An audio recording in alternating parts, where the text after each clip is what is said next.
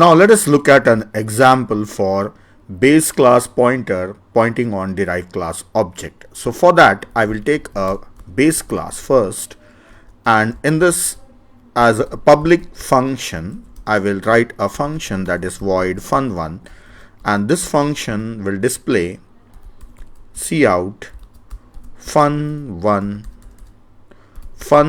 of base. So I have taken only one function here. Now endl. So you can see that a base class is having a function called fun1. Then I will write a class that is derived, which is inheriting publicly from base class. Then it will also get that function fun1, but I will write one more function here that is void fun2, and in this I will display a message that is cout fun2 of derived and endl. So I have two classes here. One is base class and is having a function fun1, and a derived class which is having function fun2. Now let us come to the main function. I will create an object of derived class d. Then I will call d.fun1.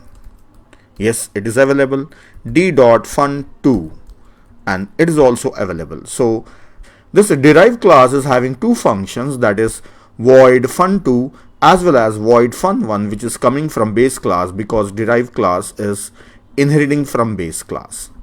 Now if I run the program, then I will get these two functions called. So first it will display fun1 of base, then it will display fun2 of derived.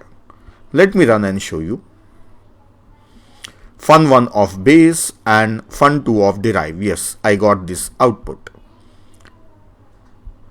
Now let us make some changes here. Inside the main function, I will take a base class pointer and I will assign the address of derived class object. Now this line is very different, that is a pointer is of base class ptr and the object is of derived class, that is a d. So can I use base class pointer to call the functions of this derived class object? So using a function pointer we use arrow. Yeah, I call this function. Then can I call this function ptr fun2? Let us see what happens.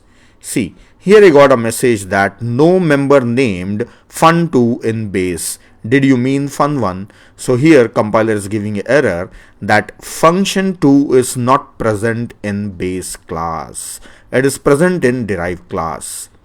See, the important thing to observe here is object is derived class. Yes, object of derived class must have both the functions fun1 and fun2. That is, fun2 is its own and fun1 is coming from base class. But here I am getting a message that no member named fun2. So it means when I have used a pointer of base class, it will look for these functions inside base class. And base class is having only fun1. It is not having fun2. So that's it.